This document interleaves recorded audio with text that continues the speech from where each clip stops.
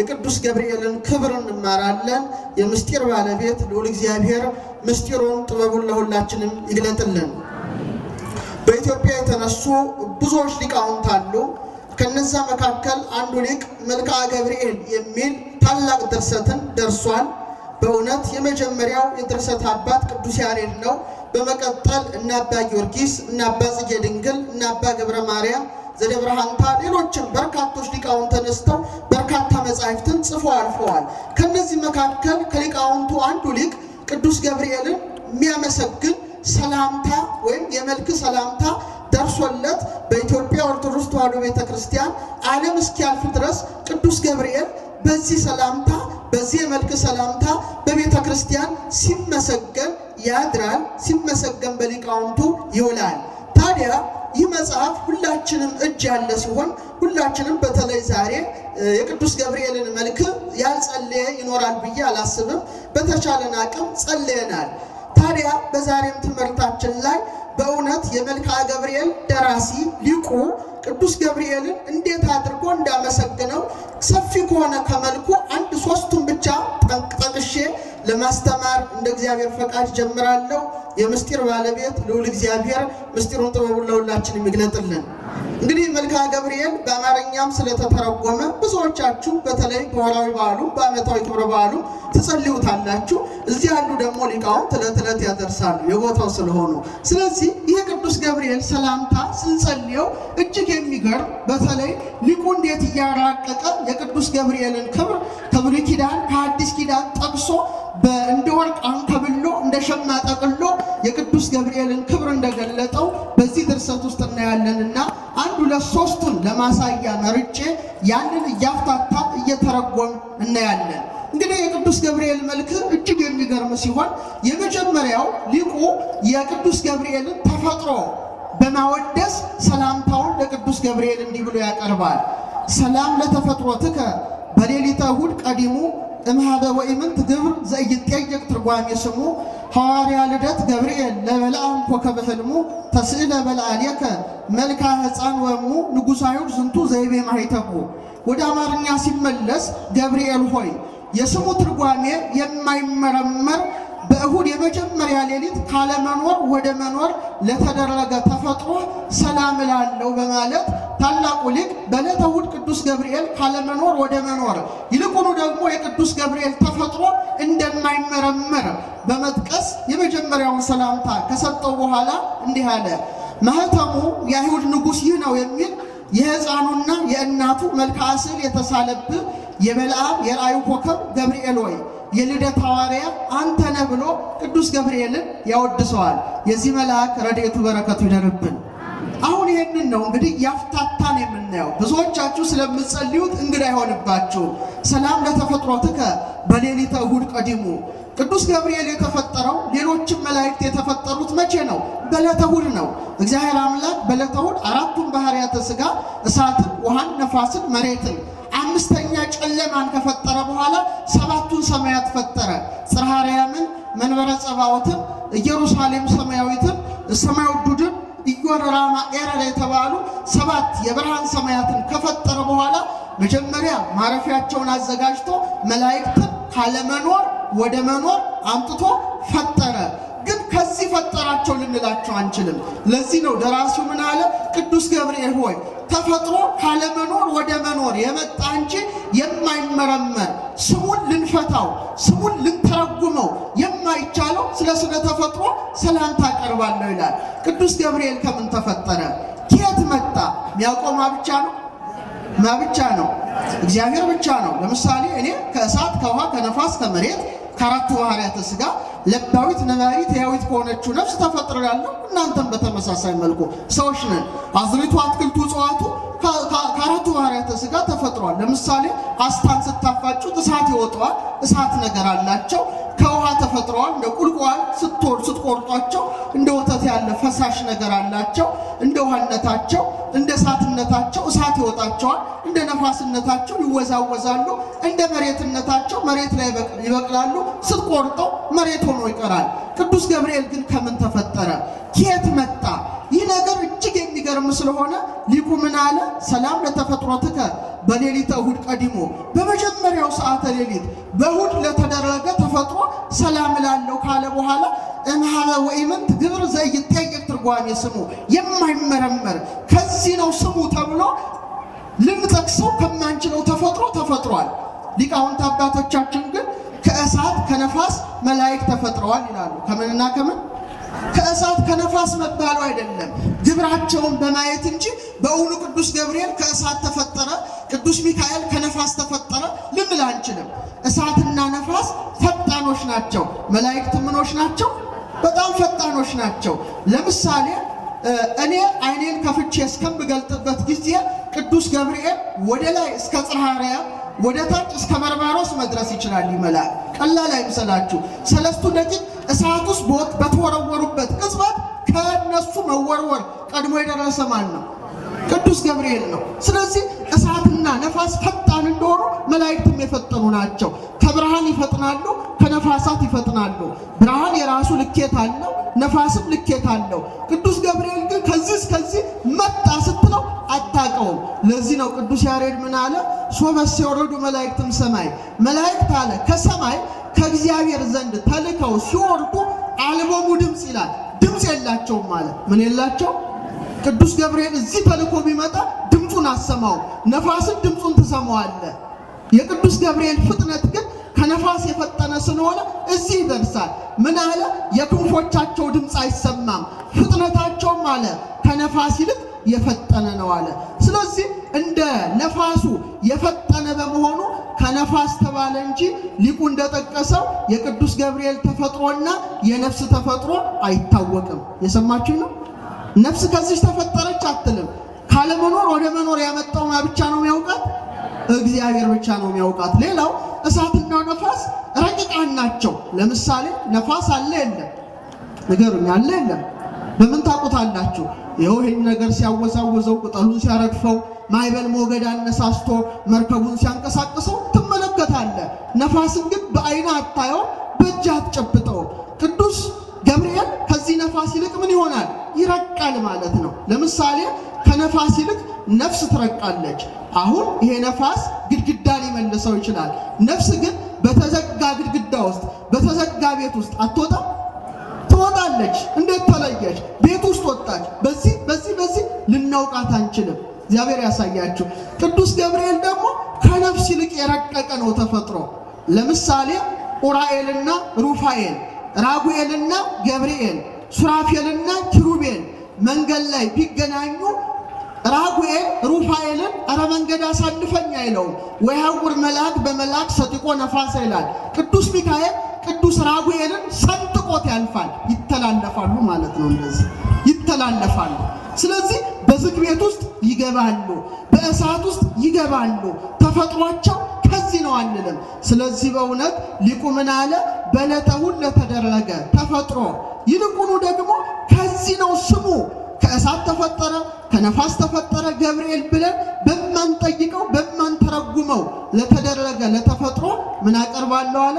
ሰላምታ አቀርባለሁ ብሎ ቅዱስ ገብርኤልን ካመሰገነ በኋላ ሐዋርያ ልደት ገብርኤል ለበልዓም ኮከበ ሕልሙ በደንብ አድርጋችሁ አስተውሉት። ምን አለ? ማህተሙ የአይሁድ ንጉሥ ይህ ነው የሚል የሕፃኑ የክርስቶስና የእናቱ የድንግል ማርያም ስዕል የተሳለብህ የበልዓም የራእዩ ኮከብ የልደት ሐዋርያ አንተ ነህ ይለዋል። እሱ ማን ነው? ንገሩኝ እስቲ ማን ነው? ቅዱስ ገብርኤል ነው። ቅዱስ ገብርኤል በጣም ይገርማቸዋል። የልደት ሐዋርያ ነው። የልደት ሐዋርያ ነው። ይልቁኑ ይህ ጸጋ የተሰጠው ይህ ክብር የተሰጠው ገና መላእክት በተፈጠሩ ጊዜ ነው። ለዚህ ነው ለተፈጥሮት ብሎ መልአከ ልደት ብሎ ከልደት ጋር ያቆራኘው። ምክንያቱም ሁላችሁም ተምራችኋል። እግዚአብሔር አምላክ በዕለተ እሑድ መላእክትን ፈጥሮ ተሰወራቸው። የት ይሁኑ የሚያውቁት ነገር የለም። ለባውያን አስተዋዮች ናቸው፣ ማእምራን ናቸው። ሁሉን ያውቃሉ፣ በብዛት ያውቃሉ።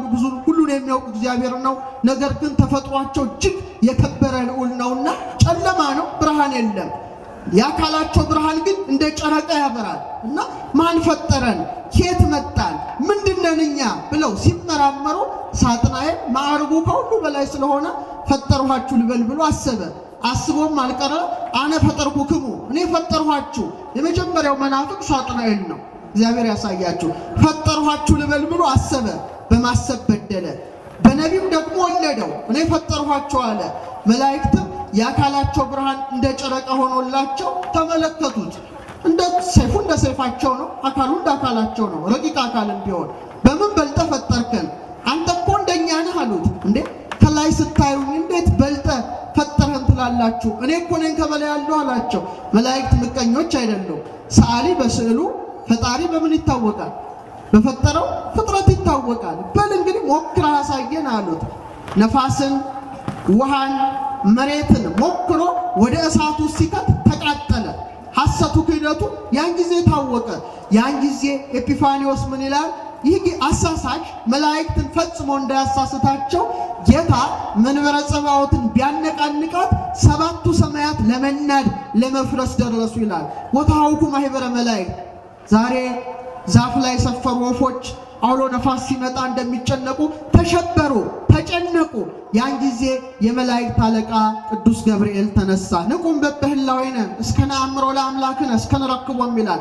አምላካችንን እስክናውቅ ድረስ በያለንበት ጸንተን እንቁም ብሎ መላእክትን አጸና፣ መላእክትን አረጋጋ፣ መላእክትን አበረታ። ተመልከቱ፣ መላእክትን ባረጋጋበት አንደበቱ ኋላ ድንግል ማርያምን እንዲያረጋጋ መላእክትን ባረጋጋበት አንደበቱ ለእረኞች በቤተልሔም ተገልጦ እነሆ ደስ የሚያሰኘውን ምስራች ነግራችኋለሁ ብሎ እንዲያጽናናቸው መላእክትን ደስ ባሰኘበት አንደበቱ ሰብአ ሰገልን በኮከብ አምሳል መርቶ ቤተልሔም አድርሶ በእውነት ያን ጸጋ እንዲቋደሱ የሚያደርግ መልአክ ነውና ክንፉ ላይ እናቴን አብስራት ብሎ ቀርጾበታል። በረከቱ ይደርብን መልአክ። በለዓም የራእዩ ኮከብ የልደት ሐዋርያ አንተ ነህ ብሎ ሊቁ ያመሰግነዋል። በኦሪት ዘኍልቍ ምዕራፍ 24 ቁጥር 17 ላይ በለዓም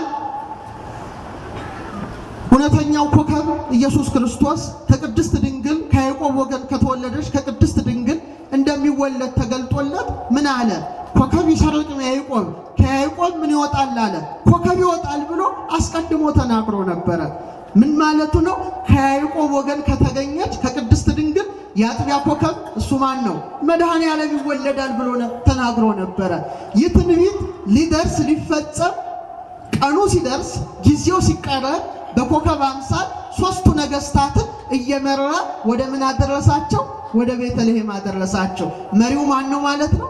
ንገሩኝ እስቲ ማን ነው? ቅዱስ ገብርኤል ነው። ተመልከቱ። ለበለዓም ኮከበ ሕልሙ በተለይ አባቶቻችን እንደሚያስተምሩት ጀረደሽት የተባለ አንድ ሰው ነበረ። ልክ 6 ሰዓት አካባቢ የበለዓም ወገን ነው፣ የበለዓም ዘመድ ነው፣ የካም ትውልድ ነው ማለት ካም ወደ ኢትዮጵያ የመጣ አፍሪካዊ ነው እንደማለት ነው። ልክ ቀትር ላይ 6 ሰዓት ላይ ቀትር ላይ ውሃ ምንጭ አጠገብ ቁጭ ብሎ ፍልስፍና ሲመለከት ድንግል ሕፃን ታቅፋ በሰሌዳ ኮከብ ላይ ተስላ አእላፍ መላእክት ዙሪያዋን ከበዋት፣ ይልቁኑ አንድ መልአክ ከፊት ሆኖ ይመለከታል። በጣም ይገርመዋል። ምን አይነት ነገር ነው? ኋላ የነ በለዓምን መጽሐፍ ትንቢት ሲያገላብጥ ኮከብ ከያዕቆብ ወገን ይወጣል የሚል የተጻፈበት ያገኛል። አሃ ኮከብ የተባለ አለ። ከማን ወገን ይገኛል? ከያዕቆብ ወገን ይገኛል። እሱ ምንድነው? ሰማያዊ ንጉሥ ነው። ስለዚህ እሱ ሲወለድ ይሄን ወርቅ፣ ይሄን ዕጣን፣ ይህን ከርቤ ጨምራችሁ ስጡ ብሎ በመጽሐፍ ጽፎ በማህተም አትሞ አስቀምጦት ነበረ። ያ ሲንከባለል የተደረሰ ሦስቱ ነገሥታት ማንቱሲማር፣ በዲዳስፋ፣ ሜልኩ ይባላሉ። እነሱ ጋር ደረሰ። ልክ ጊዜው ሲደርስ ማመጣ ማለት ነው። ቅዱስ ገብርኤል በኮከብ አምሳል ተገለጠ። ቅዱስ ገብርኤልን በደንብ አድርገን ካሰብነው እነዚህ ሦስቱ ነገሥታትን የመራው ቅዱስ ገብርኤል እንደሆነ ይህ የመልክዓ ገብርኤል ደራሲ ያስቀምጣል።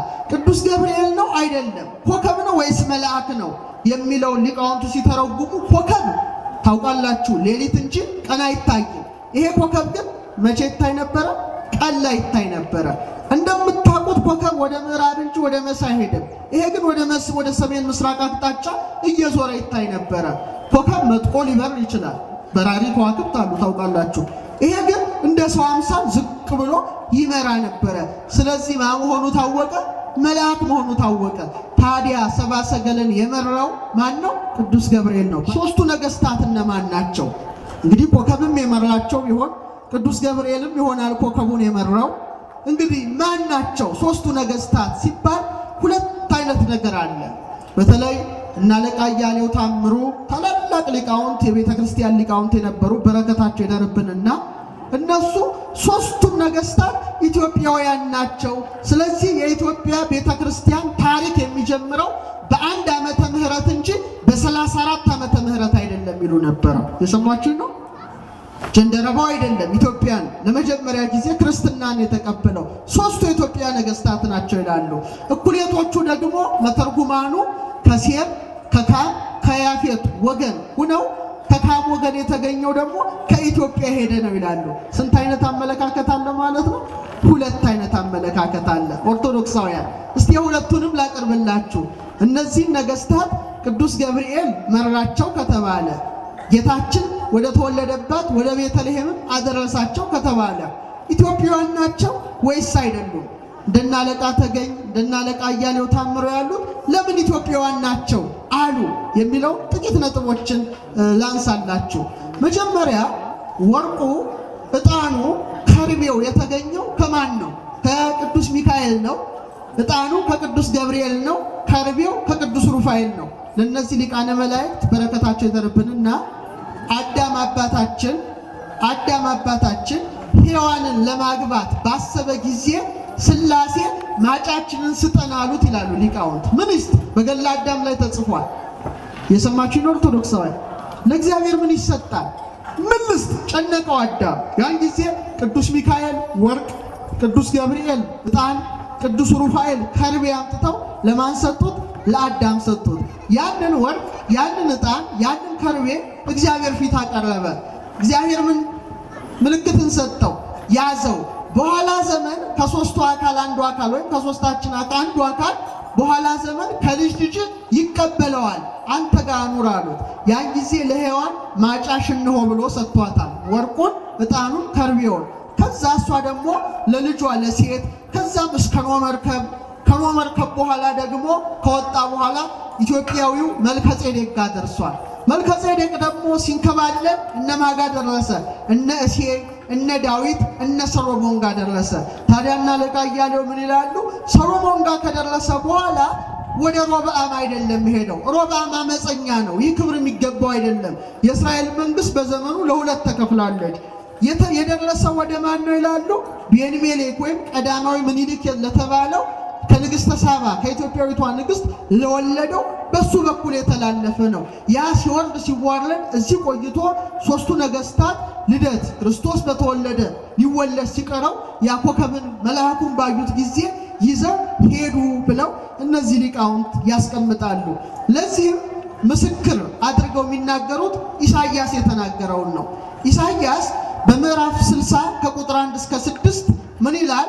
ኢየሩሳሌም ኢየሩሳሌም አብሪ ያለ ብርሃንሽ ወጥቷልና ይላል። ብርሃን ክርስቶስ በቅድስት ሀገር እንደሚወለድ ተገልጦለት አንቺ ኢየሩሳሌም አብሪ አብሪ ወገኖችሽ ሁሉ ወደ አንቺ ይሰበሰባሉ ካለ በኋላ ምን አለ? የግመሎች ብዛት የምድያምና የጌፌር ግመሎች ይሸፍኑሻል፣ ሁሉ ከሳባ ይመጣሉ አለ ኢሳይያስ። ሁሉ ከምን ይመጣሉ? ሳባ ማለት ምንድነው? ሀገራችን ኢትዮጵያ ናት። ተመልከቱ። ሁሉ ከሳባ ይመጣሉ፣ ወርቅንና ዕጣንን ያመጣሉ፣ የእግዚአብሔርን ምስጋና ያወራሉ ይላል ኢሳይያስ። የሰማችሁ ነው። ይሄ ለኢትዮጵያውያን ያስደስታል። ተመልከቱ። ሁሉ ከምን ይመጣሉ ነው ያለው? ከሳባ ይመጣሉ ነው ያለው። ሁሉ አንዱ ከፐርሺያ አንዱ ከህንድ ይመጣሉ አላለም አሉ ሊቁ። ሁሉ ከሳባ ይመጣሉ ስላለ ሁሉም ሶስቱ ነገስታት የተነሱት ከየት ነው አሉ? ከዚች ሀገር ነው ብለው በእውነት የኢሳይያስን መጽሐፍ ማስረጃ አድርገው አቅርበዋል። በጣም ያሳምን ነው። እንደገና ዳዊትም በመዝሙር 71 ላይ በፊቱ አለ ኢትዮጵያውያን ይገዛሉ ይሰግዱ ሲል ነው። ይሰግዳሉ አለ። ከዛ በኋላ ጠላቶቹ አመድን ይቅማሉ፣ ሄሮድስና ሰራዊቱ ማለቱ ነው። ቀጠለና ምን አለ? በሚገርም መልኩ የተርሴስና የደሴቶች ነገስታት ስጦታን ያመጣሉ፣ የአረብና የሳባ ነገስታት እጅ መንሻን ያቀርባሉ አለ። እቺ እንግዲህ ሳባ የተባለች የኢትዮጵያ ግዛት እስከ አረቢያ ምድር የሰፋ እንደ ዛሬው የተቆራረጠ ሳይሆን ሰፊ ግዛት እንደነበራት ያሳያል። ስለዚህ በዛም ሆነ በዚህ እጅ መንሻ ያቀረቡት ማናቸው ማለት ነው? ኢትዮጵያውያን ነበሩ ይላሉ። የሰማችሁኝ ነው። ስለዚህ ለኢትዮጵያ ደግሞ ሐዋርያ ሆኖ በኮከብ አምሳል የመራ ደግሞ ቅዱስ ገብርኤል ነው። ፍረጃ አድርገው የሚያቀርቡት እነዚህ ሊቃውንት የዳዊት ትንቢት ነው። ዳዊት ኢትዮጵያ ታበጽ እደዊሃ በእግዚአብሔር፣ ኢትዮጵያ እጆቿን ወደ እግዚአብሔር ምን ትላለች? አዎ እንዲህ። እነሱ ደግሞ ይሄን አይስማሙበትም። ኢትዮጵያ እጆቿን ወደ እግዚአብሔር ታደርሳለች ነው የሚሉት። በጻ ማለት በግዕዝ ቋንቋ ደረሰ ማለት ነው። ሰፋ ማለት ዘረጋ ማለት ነው። ኢትዮጵያ ትሰፍህ እጆቿን ትዘረጋለች አላለም። ታበጽ ማለት ታደርሳለች። መዘርጋትና ማድረስ ይለያያል። አይለያዩም? አይለያይም። ለመዘርጋት ሁሉ ሊዘረጋ ይችላል። ማድረስ ግን በጣም ከባድ ነው አይደል? ማድረስ ከባድ እኮ ነው አይደል? መዘርጋት አንድን ነገር ለመያዝ ሰው ሊዘረጋ ይችላል። ማድረስ ግን በጣም ከባድ ነው። ታዲያ ግዕዙ ጥሩ ነው። አማርኛው እኔ እንጃ። ግዕዙ ምን ይላል? ታበጽ ማለት ታደርሳለች ማለት ነው።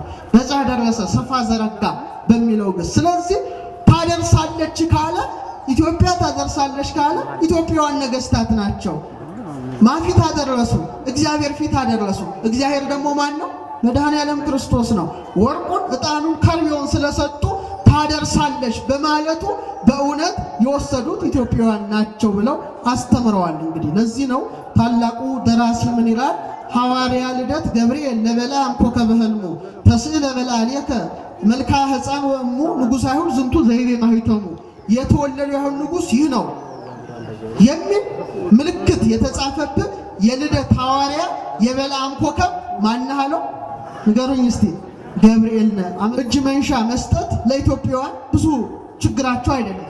በመጽሐፈ ነገሥት ላይ ስትመለከቱ ምዕራፍ 10 ቁጥር 10 ላይ ንግሥተ ሳባ የሰማችሁ ነው ኦርቶዶክሳውያን፣ ንግሥተ ሳባ ለሰሎሞን ምን ሰጠችው ይላል? 120 እግዚአብሔር ወርቅ። ተመልከቱ። ሉል ኢትዮጵያ ድሮ ኤክስፖርት ታደርግ ነበር ሽቱ።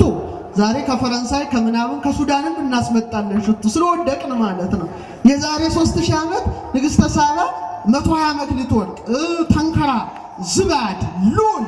እንደውም ምን ይላል መጽሐፍ ቅዱሱ? ንግሥተ ሳባ ለሰሎሞን እንደሰጠችው የሽቱ መጠን እስካሁን ከሌሎች ነገስታት አልቀረበለትም ይላል። የሽቱ ሀብታችን የዝሆን ጥርሱ እጅግ የተለየ ነበር። የወረዴን ሲነሳን እዚህ ደርሰናል። እና ስጦታ መስጠት እንግዳው አይደለም። ስለዚህ ሶስቱ ነገስታት ያንን ተምረው ነበርና በተለይ አንዱ ባዜን ይባላል። ክርስቶስ እሱ በነገሰ በ8ኛው ዓመት ስለተወለደ ኢሳይያስ ያለው ሊፈጸም ወርቁን፣ ዕጣኑን፣ ከርቤውን ይዘው አቅርበዋል ብለው ሌላ ትልቅ አባቶቻችን ያስቀመጡልን ነገር አለ። ሌላው ለዚህ ማስረጃ አድርገው የሚያቀርቡት ምድሪቱን ሁሉ ብትዞሩ ማለት ነው፣ መላዋን ምድር ብትዞሩ ክርስቶስ የተወለደባትን ወር ታኅሳስን ለክርስቶስ መታሰቢያ ያደረገች ብቸኛ ሀገር ኢትዮጵያ ብቻ ናት። የትም ዓለም ዙሩ፣ አውሮፓውን፣ አሜሪካውን፣ አፍሪካ የምንኖርባት አህጉር የትም ዓለም ብትዞሩ ክርስቶስ የተወለደባትን ወር እችን ወር ምን ብላ ሰየመች? ቤተክርስቲያናችን ሀገሪቷ ታኅሳስ ብላ ሰየመች። ሐሰሰ ማለት በግዕዝ ቋንቋ ፈለገ ማለት ነው። ምን ማለት ነው? ፈለገ። ሐሲስ ሐሲሶት ካለው የግዕዝ ንዑስ አንቀጽ ይወጣል። መፈለግ ማለት ነው። ታኅሳስ ማለት የፍለጋ ወራት ማለት ነው። የምን ወራት? መልሱልኝ። የምን ወራት? የፍለጋ ወራት። ተመልከቱ። ፈላጊ ያለ ተፈላጊ ያለ ማለት ነው። እግዚአብሔር ያሳያቸው ኦርቶዶክሳውያን። ክርስቶስ በተወለደ ጊዜ ሶስቱ ነገስታት ወርቅ፣ ዕጣን፣ ከርቤ ይዘው ቅዱስ ገብርኤል በኮከብ አምሳል እየመራቸው ፍለጋ ሄዱ። ማንን ፈልገው? አይቴ ሀሎ ዘተወልደ ንጉሥ አይሁድ። አሁን መልካ ገብርኤል ላይ እንደተጻፈው የተወለደው አይሁድ ንጉሥ ወዴት አለ? እስመ ርኢነ ኮከበ ዚአሁ በምስራቅ ወመጻእነ ከመ ንስግድ ሎቱ። ኮከቡን በምስራቅ አይተን ለእርሱ ልንሰግድለት መጥተናል ብለው ፍለጋ ጀመሩ። ስለዚህ ታኅሳስ ተባለ። አየህ፣ ሐሰሰ ማለት ምን ማለት ነው ብያቸዋለሁ? ፈለገ። ታኅሳስ ማለት የፍለጋ የማሰስ ወራት ማለት ነው። ስለዚህ እች ወር ለማ ብቻ ተሰጥታለች ማለት ነው? ንገሩኝ እስቲ። ለክርስቶስ ልደት ተሰጣለን። ስለዚህ መነሻው ይሄ ነው ብለው ያስተማሩ አሉ። ግማሾቹ ደግሞ ሜልኩ የተባለው የፐርሺያ ንጉስ ነው። ማንቱሲማር የተባለው ዕጣን ያቀረበው ደግሞ ንጉሠ ህንድ ነው። በዲዳስፋ ወይም ባልዛር የተባለው ንጉሠ ኢትዮጵያ ነው ይላሉ። ሁሉም አንድ ቦታ ተገናኝተው ሄደው ወርቅ፣ ዕጣን፣ ከርቤ ያቀረቡ ይላሉ። በዛም ሆነ በዚህ ግን በኮከብ አምሳል የመራ ቅዱስ ገብርኤል ለኢትዮጵያ ሐዋርያ ሆኖ አንድ ዓመተ ምህረት ራሱ ግንኙነቱ ይጀምራል ማለት ነው። ለዚህ ነው ደራሲው እውነት የሕፃኑ የእናቱ መልክዓ ስዕል የተሳለብህ የበለዓም የራእዩ ኮከብ የልደት ሐዋርያ አንተ ነህ ይለዋል። እየሰማችሁ ነው። ስለዚህ ታሪካችንን መጠበቅ ታሪካችንን ማክበር ይገባናል። ብዙዎች ቢገርማችሁ ከኛ እየተወሰዱ ታሪኮቹን ፈረንጆች ነጥቀው ወስደውብናል። እኛ ስለተኛን ማለት ነው። እየሰማችሁ ነው አይደለም? ለምሳሌ አሁን የገና አባት የሚባል አለ። ታውቃላችሁ? የገና አባት በነጮቹ ዓለም የገና አባት ይባላል። ሳንታ ክላውስ ይባላል። እየሰማችሁ ነው? ከቤተ ክርስቲያን የስንክሳር መጽሐፍ የተወሰደ እኮ ነው። ታኅሳስ 10 በቤተ ክርስቲያን የስንክሳር መጽሐፍ ላይ ቅዱስ ኒቆላዎስ የሚባል አባት አለ። እስቲ በሉት፣ ድገሙት እስቲ። ቅዱስ ኒቆላዎስ ድንግል ማርያም አጽፍ የሰጠችው ልብስ የሰጠችው ቅዱስ አባት ነው። ልብስ ብቻ አይምሰላችሁ ኦርቶዶክሳውያን፣ ከ318ቱ ሊቃውንት አንዱ ሲሆን አርዮስን ለማውገዝ በኒቄያ ከተሰበሰቡት ቅዱሳን አባቶቻችን መካከል አንዱ ነው። ዛሬ የገና አባት የሚሉት እሱን ነው። ሳንታ ክላውስ። ሳንታ ማለት ሴንት ማለት ቅዱስ ነው። ክላውስ ማለት ኒቆላዎስ ነው። ታኅሳስ 10 ቤተ ክርስቲያናችን የምታከብረው አባት ነው። አያችሁ፣ እኛ ስንተኛ ነጮች ወሰዱት። ይሄ ሰው ስጦታ መስጠት በጣም የለመደ ነው። ስንክሳር ላይ ታሪኩ ተጽፏል። ሜራ በምትባል አሁን ተርኪ ነው የምትገኘው። ከግሪክ ጋር ቦርደር ነበረው፣ ያኔ ገናኙ ነበረ። በጣም የሀብታም ልጅ ነው፣ ደግ ነበረ። ነገር ግን ፍጹም ቅዱስ አባት ነበረ።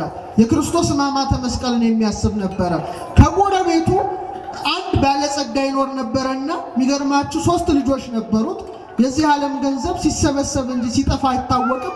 ሀብቱ ሲያልቅበት በጣም ጨንቆት አይ ልጆቼን አለ ሴተኛ አዳሪ አድርጌ ከነሱ ገንዘብ መሰብሰብ አለብኝ ብሎ አሰበ። ይሄን ሐሳቡን ቅዱስ ኒቆላዎስ አወቀበት። ይሄ ሰው ኃጢአት ሊሰራ ነው፣ ልጆቹንም ኃጢአት ሊያሰራ ነው። ስለዚህ አባቴ ከሰጠኝ ሀብት አለ 100 የሚሆነውን ወርቅ አምጥቼ ደጁ ላስቀምጥለት ብሎ ማንም ሳያው ቀስ አለና በቋጥሮ 100 መክሊት ወርቅ ቁጭ አድርጎለት ሄደ። ሰውየው ሲወጣ ምን ተቀምጦለታል? ወርቅ ተቀምጦለታል። ማን እንዳመጣለት አላወቀም። ደነቀው። አይ በቃ አሁንማ ኃጢአት አልሰራም፣ በዚህ ወርቅ ልጄን የመጀመሪያ ልጄን እድራለሁ ብሎ የመጀመሪያ ልጁን ዳራት። ከዛ ደግሞ ሁለተኛ ልጅ ቀረችው። አሁንም 100 አስቀመጠለት። አሁንም ሁለተኛ ልጁ በዛ ወርቅ ዳር። ማን ነው ግን ይሄን ደግ ነገር የሚሰራልኝ? ሶስተኛ ልጄ ቀርታለች ብሎ ሲያስብ ቆይ እስቲ ለማንኛውም የሚሰጠኝን ሰው ማየት አለብኛልና ተደበቀ። ቅዱስ ኒቆላዎስ ከደግነቱ ብዛት የተነሳ ከአባቱ ሀብታውንም 100 ወርቅ አምጥቶ ቁጭ ሲያደርግ ሌሊቱን ያዘው ማለት ነው።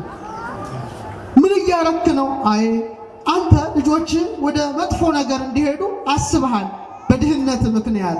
እኔ እግዚአብሔር ከሰጠኝ ከአባቴ ሀብት ላይ ለአንተ ላጋራ ወደ ኃጢአት እንዳትሄድ ብዬ ሲል አለቀሰና ሳመው ይላል። የሰማችሁ ነው። እመቤታችን ለዚህ አባት ተገልጣለታለች። ቅዱስ ኒቆላዎስ ይባላል። ዛሬ ነጮቹ የገና አባት ሳንታ ክላውስ ይሉታል። ስጦታ ይሰጣሉ ማለት ነው። ልክ እንደ ኒቆላዎስ። የሰማችሁ ነው አይደል? ታሪኩ ከኛው ነው የተወሰደው ማለት ነው። መረዳት ማወቅ ያስፈልጋል። ስለዚህ ልደትን ስናስብ ማንን እናስባለን? ንገሩኝ እስቲ፣ ማንን እናስባለን? ቅዱስ ገብርኤልን እናስባለን። በረከቱ ረድኤቱ ይደርብን።